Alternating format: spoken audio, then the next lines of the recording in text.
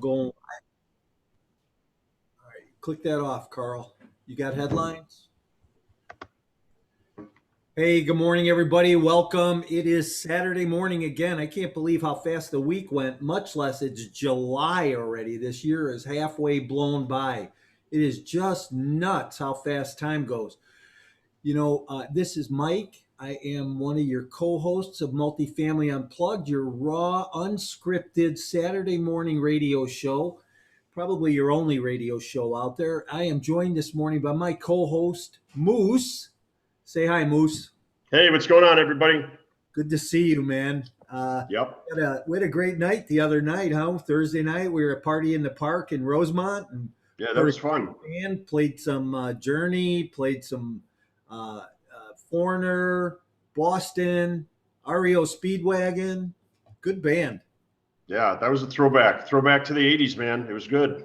Hey, you got to be our age to be able to appreciate that kind of stuff. No, man, the young kids were having a good time. They were jamming. There were a lot of young kids there. Were they? Holy cow, they were jamming. It's crazy. Anyhow, hey, let me just do some housekeeping here real quick. We are live on Zoom this morning, live on Facebook. And if we're going to, no guests today, just me and Moose, and we're going to open this up for conversation. Anybody who wants to talk about something, learn something. We probably don't have the answers for you, but we'll, look in the dictionary or work our way through it. We'll figure it out. You know what? Go wake somebody up right now. Stick a cup of coffee in their hand. Get them here because we are going to blow this thing off the charts here again. I'm Mike, your co-host, joined by Moose here on Saturday Morning Unplugged. And remember, please go to social media. Like us, love us, Instagram, Facebook, Twitter, YouTube. Subscribe. You know what? And you can always ask for Alexa to find us also. So what would we do without Alexa? Huh? What would we do without Alexa? Hey, I don't know what you would do, really. Anyhow, hey, welcome here. Hey, Carl, why don't you say hi to everybody? Yeah, no, good morning, everybody. Happy 4th of July weekend. Yeah, it's unbelievable. The year's half over.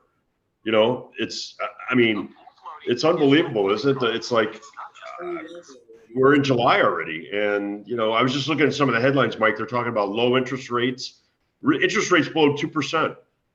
It's crazy, right? They're talking about the shortage in the housing market, and which obviously if you're a buyer, that causes prices to go up because people are offering, cash. You were telling me a story the other day about that $2.7 or $2.8 million deal that someone came in $300,000 over and they had cash. And the numbers don't work. Hey, let me say this real quick. If you are on Facebook Live, jump over to Zoom this morning. We're going to open this up for conversation with everybody. So if you have something you want to say, come on over to Zoom this morning. Yeah, you're right. People are paying for deals this morning, today in this environment that I don't understand. I did that deal. We were the bridesmaid, first of all, on 6 deals in the last 7 weeks.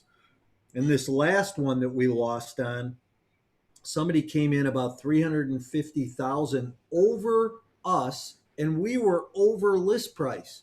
So here's what I don't understand. The deal barely worked at where we were at.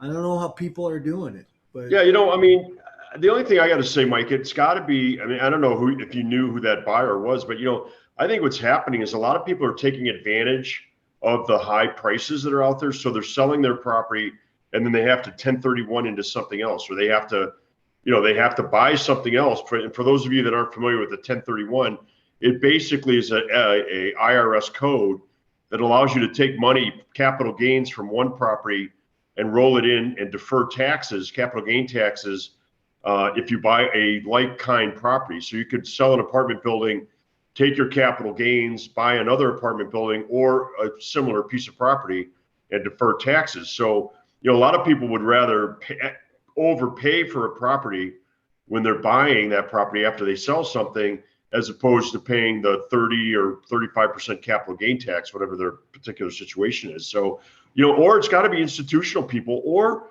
there's some people are just, they're dumb buyers. I mean, they just, they're buying something that is going to hurt them in the long run because, if they get vacancy rates or deficiency rates, they're not going to have the cash flow, So what can you do about that? Don't get your own underwriting skills confused with what everybody else is doing. Keep your own balance. This is what I say: be conservative. And if everybody else is getting crazy, let them get crazy, because you'll find deals. Hey, listen, I was on the phone with a woman last night who said, "Listen, I can find you off market deals." I said, well, let's start bringing them, because here's Yeah. where the competition is, right? You got brokers, really good brokers, but their job is to sell a deal. So they're going to price it up. They're going to, tweak the numbers a little bit so that it looks better than it does.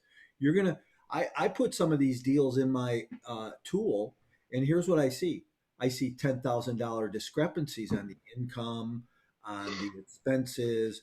They cheat on the taxes. I go pull a tax bill. I go, this isn't right. There's too much work you have to do up front in order to make it right. I'll find $10,000, $15,000 discrepancies in the evaluation versus the OM, and then you underwrite it, and then you call the broker and you ask the broker, and he goes, "Oh, I didn't see it." Right, right. Well, let's talk about that for a minute. Let's talk about off-market deals, pocket listings, right? The MLS is the most common.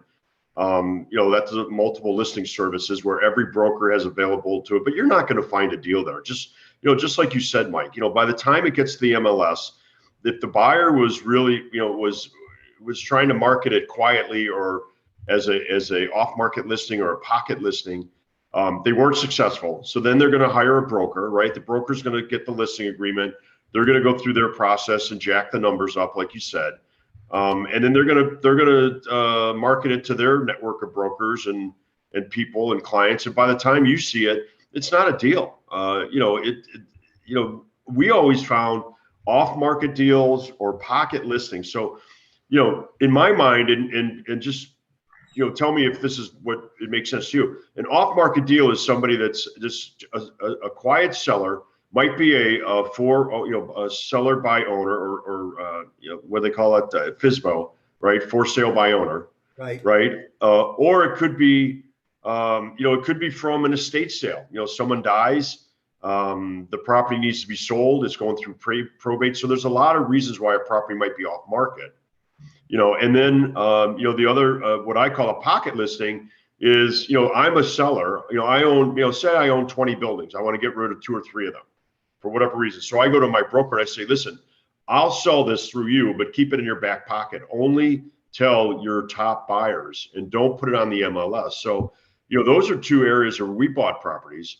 And those deals are out there. You just have to work a little bit harder, but it's worth it when you find it because, you're in the driver's seat. You're not trying to get somebody else off their numbers, which may be fictitious, right? Right. Yeah. Well, you laughed for a minute when I said FSBO. Why? Oh, because when I first went in the real estate business, that's where I made all my money. Was I called for sale by owners, and I sold. When I first went in the business, I sold 78 houses my first 9 months in the business, and it was all for sale by owners. I called for sale. I had this system, and I worked the system. The same fundamentals every day, and I say that because those are the same fundamentals that somebody can take and go market to sellers to find deals that are off market. So those skills and those fundamentals that I used early on are priceless. They're timeless. They work in any market, anytime. And I'm old school, right? So I like to build relationships, get on the telephone, call people up, and ask them if they want to sell. Yeah. And so I'm sure nowadays, Mike, because that was what, 30 years ago, nowadays there's probably, websites and everything else, for FSBO, which stands for sale by owner, right? And so, if you're looking for a deal out there, and if you're looking for an apartment building, it's a little bit different, but get resourceful, right? Do your homework, get in front of the people, find out where those people are hanging out. Join the American Apartment Owners Association. That's out of California, I think. They got like 50,000 members. Just start hanging out at those places. Start, put the word out there. Say, listen, I'm looking for off-market pocket listings. And you'd be surprised. People will come up because, hey, listen. The other thing is a lot of owners don't like to work with brokers. They don't like the idea of paying a commission. And if they're selling $1 million piece of property, or $2 million piece of property, you're talking about tens of thousands of dollars that they have to pay a broker. That the owner says, why am I leaving that money on the table? I'll sell it myself, or I'll market it through my network. And so find those networks, find out where they're hanging out. Find out. I know there's some meetup groups that have a couple thousand people in there that are apartment owners or apartment managers.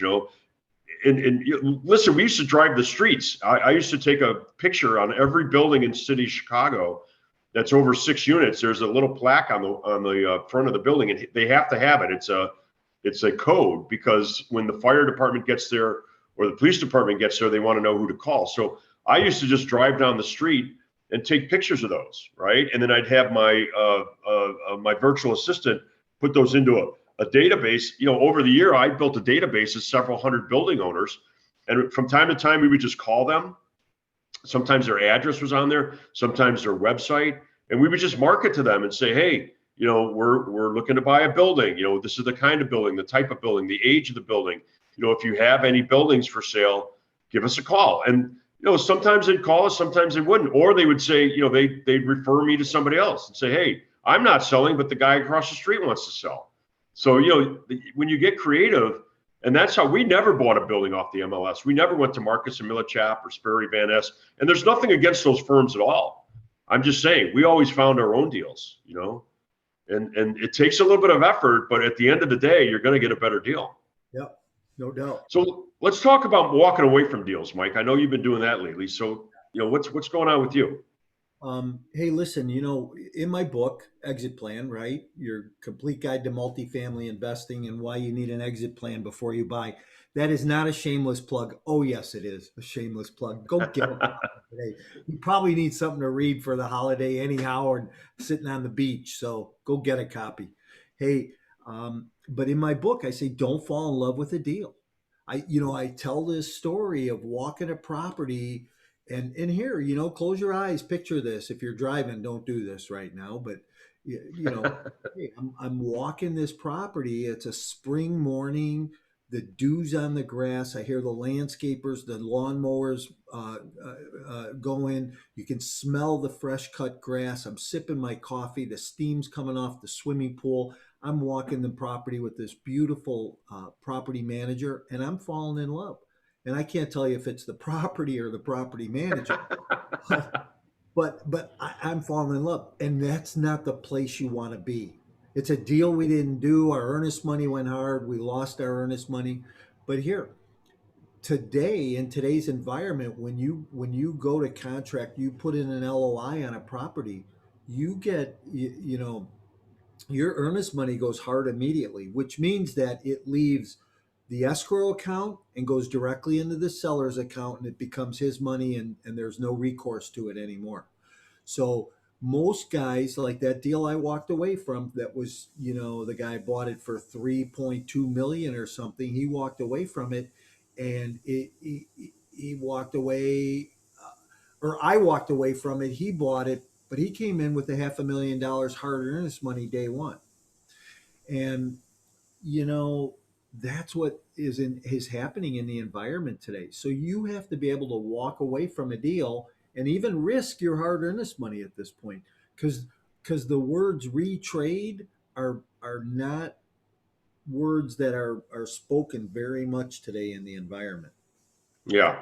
So tell the audience what retrade is, because a lot of men may not know what that means. Yeah. So when you retrade a contract. Yeah, so you've agreed on price, you've agreed on terms, you're in the due diligence process, you go in and you're doing your physical inspection, your books and records, and all of a sudden you discover that you're not buying what the seller sold you. So what you have all of a sudden here is now you have a property that has that maybe isn't performing at the level that they said it was. Maybe there's some structural or environmental issues. Environmental issues can come up, and and you might or might not want to clean them up, and you walk away from a deal. So there's a lot of those types of things. So retrade gives you the ability, Carl. I could come back to you and say, hey, look, here's what we found, and this is what it's going to cost, and I would like X to cover that cost so that I can take care of the problem. Or would you please take care of the problem before I buy the property? Yeah, and that's right. So you're retrading the deal based on the evidence that you found in your due diligence. You might go back and say, hey, my guy says you didn't tell me that the roof was 30 years old. You told me it was 10 years old, and that's a $400,000 thing. We need to split the difference, right? And so you're renegotiating a deal after you've already signed the deal, right? Yeah. So and that's part of the game. I mean, that's part of what the due diligence, or at least what it used to be, but it sounds like, people are getting into a position now where they're willing, to risk that earnest money. And, I always used to say, if you write your contract correctly, your earnest money is never at risk, because you can, based on the contingencies, your mortgage contingency, your inspection contingency, you might have a partnership contingency, you might have a city code contingency, you might have a legal review contingency. So, all those contingencies gave you a back door, but the environment today is a little different. And, I agree with you, Mike, you can't fall in love with a deal. Listen, when I was a banker, I remember one time a guy came in, or a person came in, and they wanted to buy this historic building on the south side of Chicago. Beautiful building. I mean, absolutely terracotta, facade. I mean, it was beautiful. It was a gorgeous, gorgeous building. And he was just going on and on and on about, he grew up in the neighborhood. He always wanted to buy that property. He remembers going by it as a kid. And he wanted us to put up, 65, 70% of the money in a loan. And I just looked at him and said, no, we're not going to do it. The property doesn't pencil out. And he was in love with the property. He literally was upset with me because we weren't going to do the deal. And I said, you should be thanking me, because as the banker, we're telling you, we underwrite very conservatively, and this is not a good deal. You should be thanking me. And he was actually upset. He apologized about a week later, but he came, he fell in love with the building. I said, we're not going to get emotional about this building. This building to us is nothing more than a vehicle, and we're going to underwrite it based on our criteria, not your emotion. And so, and I always use the analogy of building it's nothing more than a vehicle, right? It's just a vehicle, an investment vehicle to get you from one point to the other. It's like a bus. Just imagine if you're standing on the bus and the bus pulls up and it's full of, it's full. You just wait for the next bus. And the analogy is the real estate is like a bus. The next bus is going to take you there. Let me talk about a bus one time, okay? So I'm in Jamaica at a sandals resort. This is a funny. You made me think of this, so I have to tell this story. So I'm in Jamaica at a sandals resort, and my wife says, this was when I was married, right? My wife says, "Hey, I want to go into town." Well, they tell you when you're at this resort, you don't want to go into town. It's dangerous. So she befriends the pool guy, and for $10, the pool guy is going to take us into town. So he says, come on, meet me at the front. We'll walk down the driveway. We'll go to the bus stop at the end of the driveway to the resort. So we go, we're standing at the end of the driveway of this resort. It's a long walk down. And there's a little shack that you wait for the bus. Well, the bus pulls up and it's a little white van. You want to talk about no seats on the bus. This guy, you can see him coming down the road, and there's smoke off the dirt road all around, dust off around the van. The van pulls up, the door slams open, reggae music just blasting, and this cloud of marijuana comes rushing out of the van. I look at her, she looks at me, there's nowhere to sit. The guy climbs over people, sits on somebody's lap, says, come on. Something like out of Cheech and Chong, right? Get in this van, they slam the door, and this guy goes into town. We wind up in town. So it was funny, but you made me think of that. I don't know. Hey, here's what I want to say. If anybody on Zoom this morning wants to say something, take your video off, and we'll use that as a hand raise and let you jump in and unmute yourself. So if you have something you want to say, a comment you want to make, just want to say hi or ask Carl what he did last night, it's all up to you. So, um, so what else, Carl? What else do we want to talk about today? I mean, I mean, there's lots of things to talk about, but I think the lesson, for the first half of 2021 is, I think things are going to change in the second half. I'm not going to sit here and make a prediction because none of us have, a crystal ball. But some of these moratoriums are talking about lifting. The housing market has been at a peak since, prices haven't been this high since 2005. So that's over, 15 years. People are bidding up properties. So, just keep your eye on the ball. Don't be in a rush. Just like you said, Mike, stick to your underwriting criterion and be willing to walk away from a deal because there's other deals out there. And, the other thing, like we talked about earlier, get creative about finding your deals, right? Find the deals where you're not in a bidding war and there's not a feeding frenzy with 10 other people, because then you're going to be able to write a better deal. Yeah. So interesting and so true. I like what you just said because I think you're right. The second half of 2021 is going to be different than the first half was. Yeah. And I think things are going to change. The problem still lies in them kicking the can down the street again with the foreclosure and the eviction moratoriums.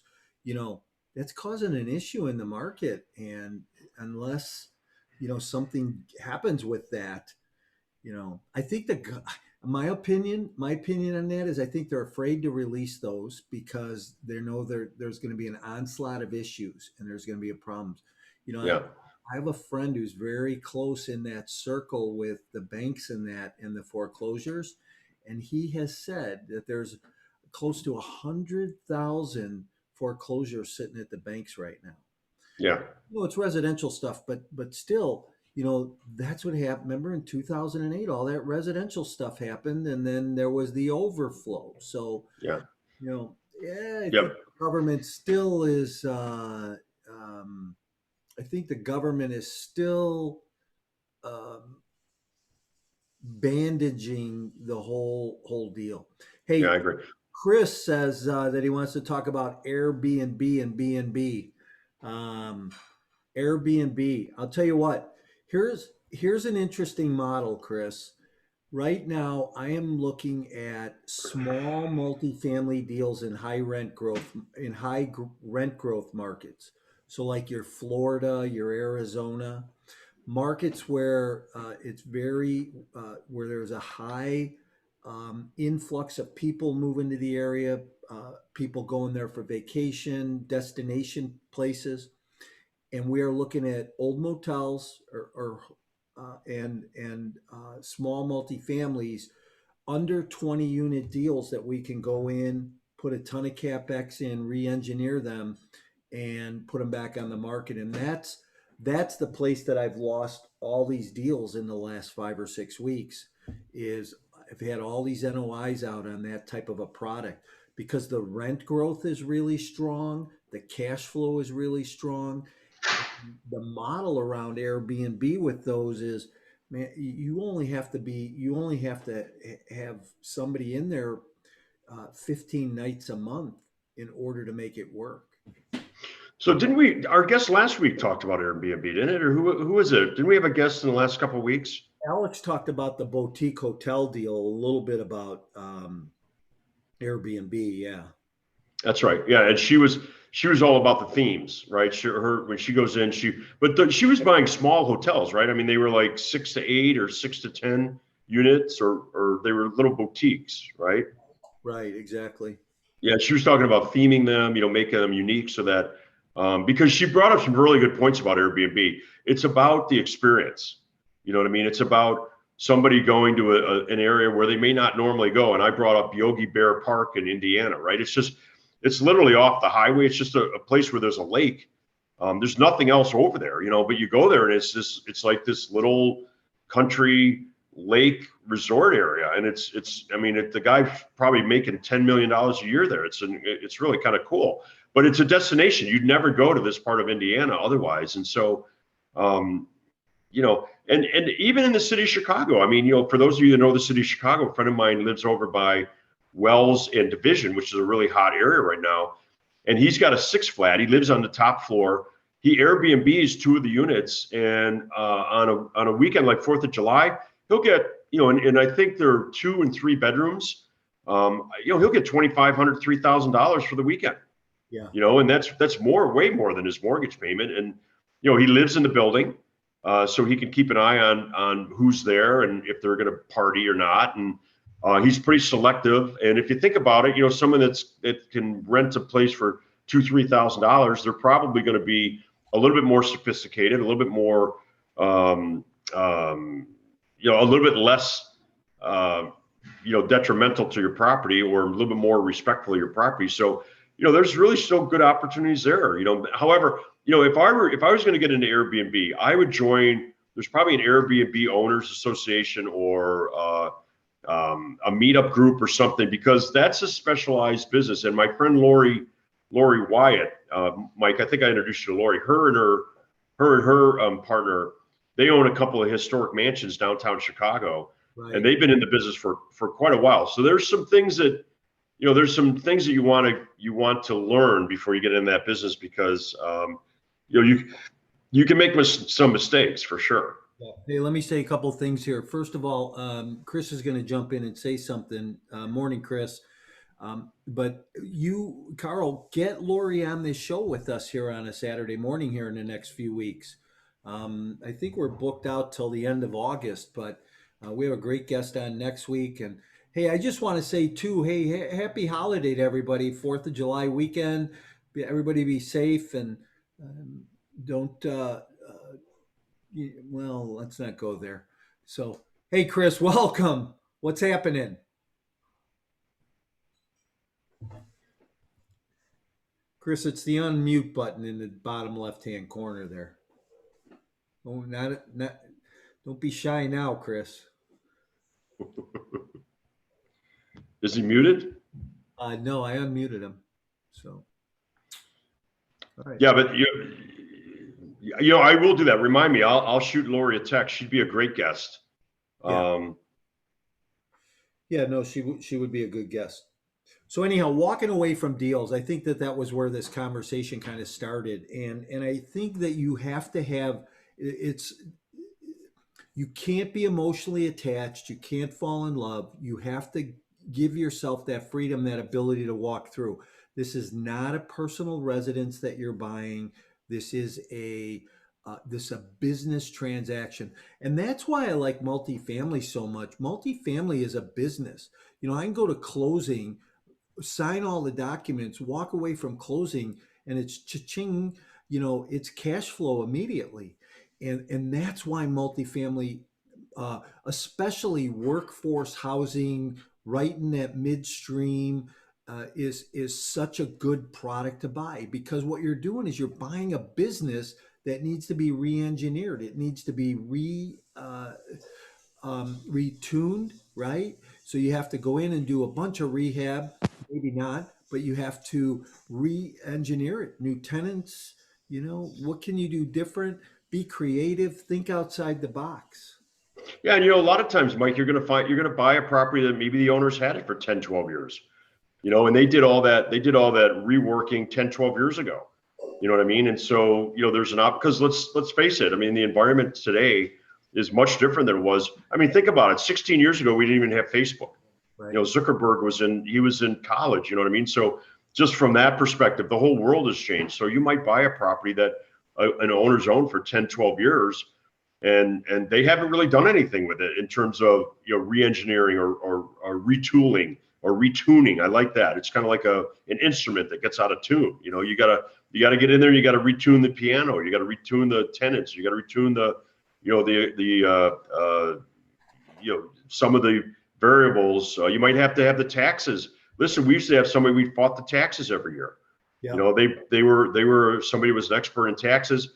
And every year they'd fight the taxes, and we'd pay them on contingency. In other words, if they lowered our taxes by 30,000, they got 10,000. You know what I mean? So we saved 20 and they got 10. So those are some of the things that you can do when you buy these multifamily. And again, I agree with you 100%. You know, multifamily is not a personal residence. It's not something, you know, that you're going to live in. So you take that emotional piece out of it and you look at it as a cash machine, right? You put $1 in, you want to crank out $1.50 or $1.80, right? So it's just, that's what it is. And when you can tune that money machine, that's when you're going to have a nice cash flow on your hands. Yeah. Hey, Chris is back. He said he's got a good headset now, and I think he wants to talk about hockey. Okay, can you guys hear me? What's Yeah. up, Chris? Hi, Carl. Hi, Mike. Hey, I've got 3 questions. One, the Airbnb thing. You know, been thinking about that. But there's really typically, what do you look for as far as how much leverage do you use? Because if you think about the long-term plan and your exit strategy, no shameless plug there, Mike, for your book. How much leverage do you use so you can then in turn go to buy the next property? I mean, is there a rule of thumb you guys use that says, okay, if I buy a place, mortgage it, you know, pay it down a little bit and then take some of the equity growth out of it? You know, I'm getting that, don't you? So you can basically scale what you're doing. So, you know, what's interesting, Chris, is that when I was syndicating deals a number of years ago and wound up making some business mistakes as a result of it, I was over leveraged. So I didn't raise enough money and put enough money down. And part of that was the banks were like throwing money at you. So today, the banks require you on a multifamily deal to be somewhere 75% at a minimum loan to value, if not 65 to 70%, depending on the product. I think when you get into Airbnb or you're doing a hotel or some kind of a reconversion, you're going to be at 65%. I don't know 100%, but that's what I'm getting, the feeling I'm getting from the lenders. Okay. And so the next question begs, you know, what happened in 07 to 09 with the, you know, terrible market downturn? Is there an effective way to hedge that risk? You know, because of my commodities background, I know that the Chicago Board of Trade has that S&P Case-Shiller single family home index, but there's no volume in it. So that really doesn't work. I don't know if you know any other ways to hedge that risk at all. You know, I think what happened, Chris, and by the way, how you doing, Chris? Good to hear from you. You know, yeah, we should talk about hockey because I know you're playing in that blind hockey league, which I got to find out about that. That's great. But and my friends used to say I was playing blind too. They're like, Moose, you can't hit a pass. You're blind. So. Well, if you would have saw me last night or the night before, it would have been really ugly. But we digress. Yeah, that we can talk about hockey some other time. So yeah, body rebuilt and he's playing hockey, which is unbelievable. God bless you, Chris. God bless you. Well, I learned last night that I need my other knee replaced too. So, you know. Are you still playing goalie? No, I can't with the new knee. Well, I suppose I could, but I really don't want to. I mean, right. Anyway.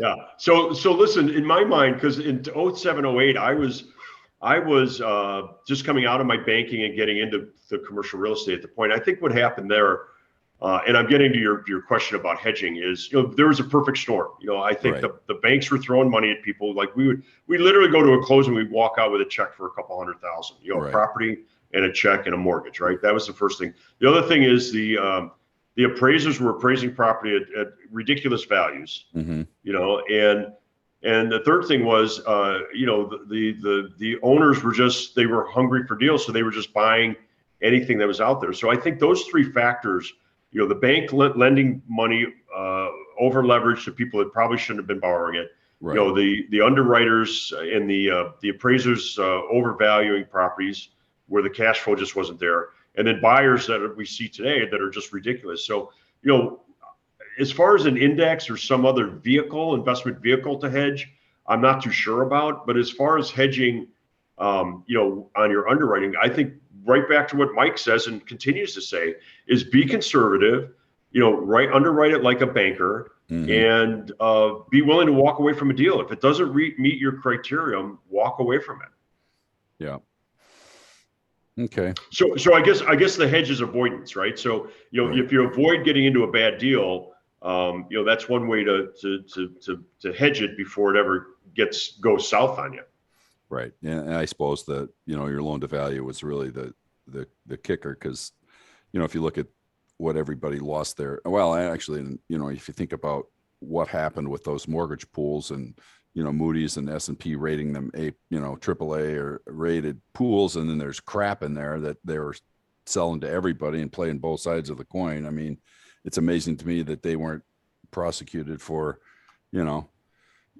willful misconduct at least. But anyway, that's a whole nother story. Yeah, I mean, if you see the movie The Big Short, I mean, that's what that whole movie's about. And Right. and you're exactly right. I mean, they were, Moody's the banks were playing the shell game. They were selling AAA rated products with C-rated mortgages in there, that were written to people that should have never gotten a mortgage to begin with, so that it was just a perfect storm back then. But you know what? Hey, listen, just like hurricane season, those storms come around every 10, 12 years. Right.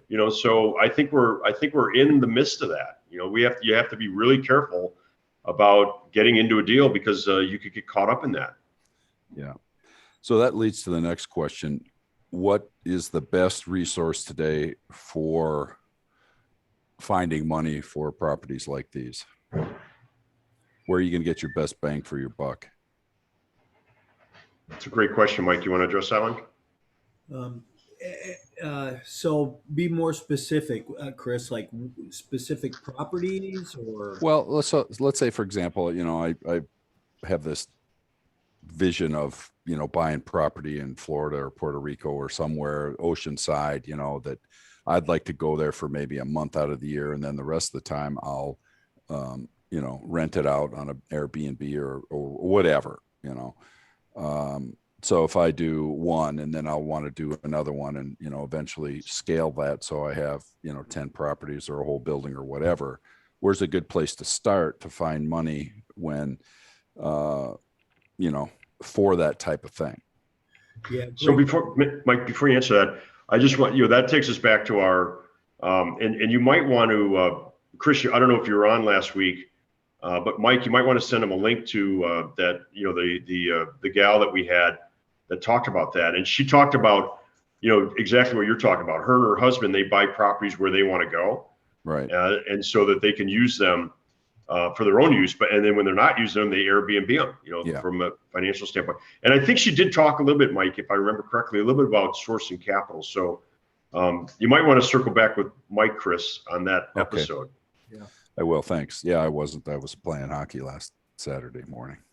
So here's a couple of things that I think we all need to think about. There's those traps, right? There's the things you need to look at before you ever even go into a deal. And those things are, what's the population growth like? What's the job growth like? What's the household income in the area? Is it enough that I can push my rents? If my rents are at 1,000 and I want to go to 1,500, does the household income in the area substantiate it in the submarket? What's the crime rate like? What's the demographics like? Right? So you have to look at these things. And most importantly, what's the rent growth like?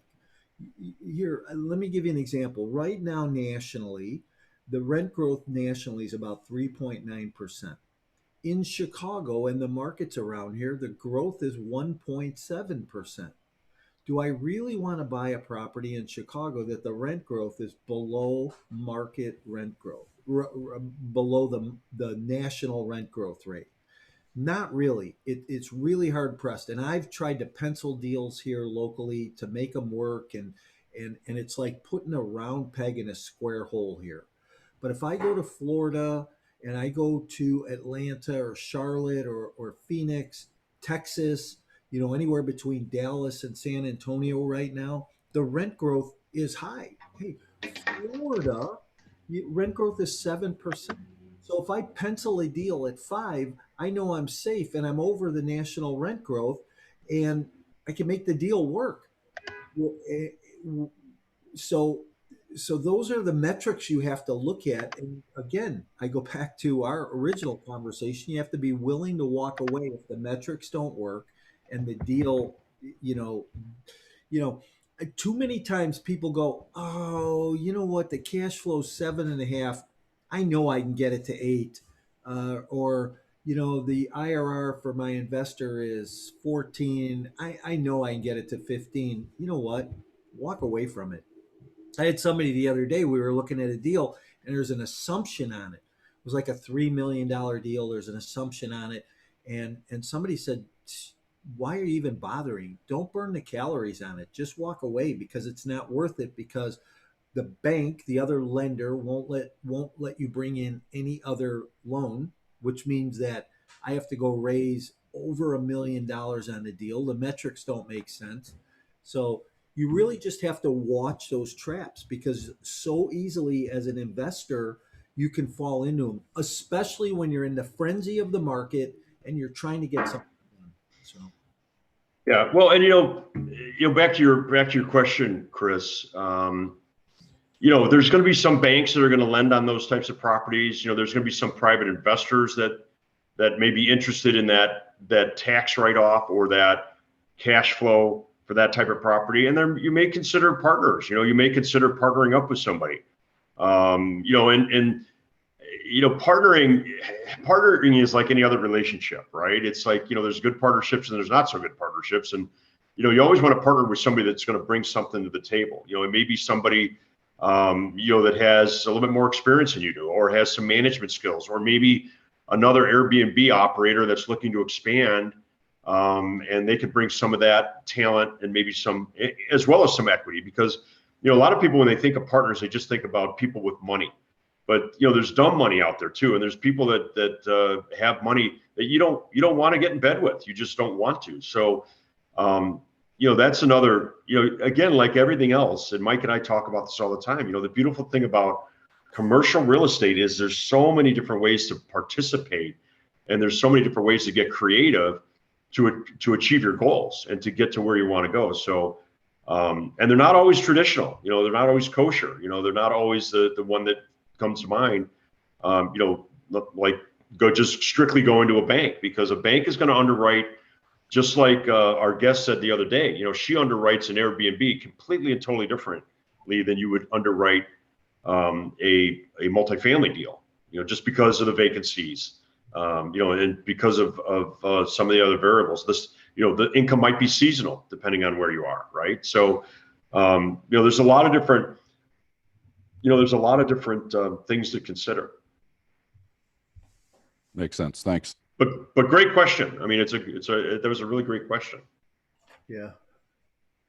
And I'm gonna reach out to Lori, Mike. I think she'd be an excellent guest. And Chris, we'll definitely let you know when Lori's on the show. Lori and her partner have a ton of experience in Airbnb, and she's made every mistake in the book. She should probably write a book, as a matter of fact. Of course, she doesn't have time to, but she'd be a wonderful guest, Mike. And we should. I'm definitely going to reach out to her, and we could talk just specifically about her experience with Airbnb. She's also a contractor. She also does multifamily. She's also I think she's a Keller Williams, or she was at one point a Keller Williams broker as well. But she's just a great gal that has a wealth of knowledge.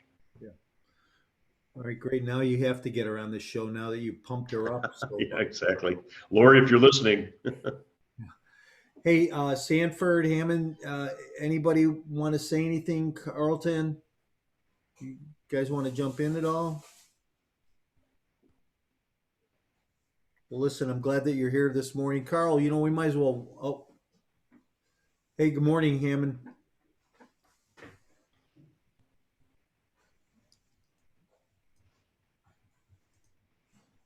Is he muted? Yeah, there. You should be able to unmute now. You're still muted. Can you hear me now? Yeah, there you are. How's it going? I'm good. I leave my mic on mute as well, and I forgot that was on mute. Yeah, no, I'm doing well. I just want to jump on, say hi to you guys. I'm working on a little construction project in my office here. That's why my camera was off. Yeah, no, I just want to say hi. How you doing? Good to see you. Yeah. Where are you from again? I'm based out of Detroit. Okay. Oh, geez, you sound like you got a little Canadian accent there. You're absolutely right. I've only been here a couple of years, so my abouts and the OUs aren't gone yet, and I don't think they ever will. But Oh, are you from Canada? We're in Canada. Waterloo, Ontario, just about an hour west of Toronto. Very familiar with it. The guy E.J. McGuire, who's a friend of mine, he was a coach for the Philadelphia Flyers and Chicago Blackhawks, or assistant coach. He's the guy who recruited me to go to college, and he was the coach of University of Waterloo for a couple years afterwards. So yeah, very familiar with that area. Well, you got a couple. I'm a hockey guy. So is Chris, who's on the phone with us as well. Part of that conversation. I just got back into playing ball hockey again after a few years off. So I'm 40 now, so it's been a little bit. My body's starting to just get used to it again. Oh, stop at 40. You're just a baby. Well, I'm 65 and still hacking away. I just haven't played for a few years, so that's why just getting back into it and playing with the 20-year-olds again. It's been fun. Yeah, that'll keep you going. So what kind of are you obviously hands-on investment? Tell us a little bit about what you do. So I'm focused on not just a commercial side of things, larger scalable properties. Right now, I would say mostly multifamily. So my business model is more working with existing and experienced operators, raising some capital and helping out on the operation side of things after the deal closes. Or if it's closer by, I can look into due diligence and other things as well. Just basically as needed. To pull my the GP portion, by basically help raise capital and be part of the GP. Yeah, and so then you work your way into the deal. Is that correct? Exactly. Good for you.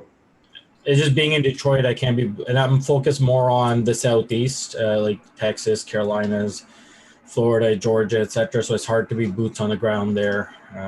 So it fits my situation and lifestyle much better to do that than be out there looking for deals, etc. So how are things in Detroit? Detroit had a hard time there for a while. Is it still pretty rough, or? Yeah, it's still rough in my opinion. I know there's lots of people that come in here because of the high cap rates and everything. And, was it Dan Noble, or the guy who owns Quicken, and then the Little Caesars family, they've poured a lot of money into Detroit, especially like the downtown core. But that doesn't bring people back to the city. It's not bringing jobs back to the city. So it's definitely bringing a lot of investors in because of the high cap rates. But yeah, you're getting job growth, yeah, Little Caesars, they're right there. McMahon or whatever his name is, I forget his name, but Kevin something or whatever. But he's got a great story. But yeah, he used to sponsor a team we used to play. I grew up in Cleveland, and Little Caesars had a good team. Fraser had a good team. Paddock Pools had a good team. There's some great hockey up there. But yeah, he poured a ton of money. But that's his hometown. I mean, he's from Detroit. Exactly, Melnick or something along that. I can't remember his name. Yeah. He passed away now, but the family still, because Little Caesars from here, they're still putting money into the city. But again, for me, it's not sustainable. Again, I moved here from Canada initially. I moved here 2 years ago, and I was going to look into doing, fix and flips and some buy and holds in Windsor. But just with COVID hitting and everything, I couldn't do the Windsor. And then Detroit, I couldn't get myself to invest here unless I went to the suburbs where obviously, the properties are much more, but at the same time, you don't have the appreciation here either. And then like the core Detroit area, street to street is very different, right? And even if you pick one street that might be doing okay, but there's like 5 burned down houses there. It was just, unless I had someone that was very, very intimate with Detroit, I wouldn't touch it. It's It's a tough market, that's for sure. It's been that way for a number of years too. So I don't see the dependence on automotive changing. All these people say, oh, it's diversified, but all I see is support roles to automotive. Even all the others. And I get that, GM4, they're diversifying themselves, getting in more like the electrical and all these other things. But I think there's too much competition out there for them now. Yeah, but even when you talk about the support roles, even those are volatile when the market shifts. Exactly. So that's where, 2009, 2010, when I thought the residential market couldn't get any worse and it bled over into the multifamily space, was because I was heavy in the car markets and heavy in the transportation markets. And as a result of that, it caused, things to implode. But, you know, um, so you just have to watch how you diversify today and what your balance is and where you're balanced at. So Yeah, for me and my, conscience, I just can't put my investors' money in this city or even this, state for that matter. So, Well, it's, as you bring up a good point, you got to really, when you're shepherding other people's money, you know what I mean? And you get to a certain point where you outgrow, your business model outgrows your pocketbook. You really have to be sensitive and you have to be careful about that, because it's, you get yourself into hot water pretty easily. And that's a whole nother conversation about, working with investors and being responsible and everything else. And, you really want to be extra. It's one thing if you lose your own money. If you lose other people's money, you just open yourself up to a whole nother can of worms. So you gotta be really, you definitely have to have discipline, when you're working with other people's money. There's no doubt about that. And again, Mike, you and I both know that's a whole nother show talking about that. yeah, which we probably won't have a show about that. Just kidding. Yeah. Hey, so listen, we are down to the end. It is 10:50, and I don't know if there's any last comments, but one thing that I want to say is to all the servicemen and women, thank you. Thanks for your service. Appreciate you guys and women.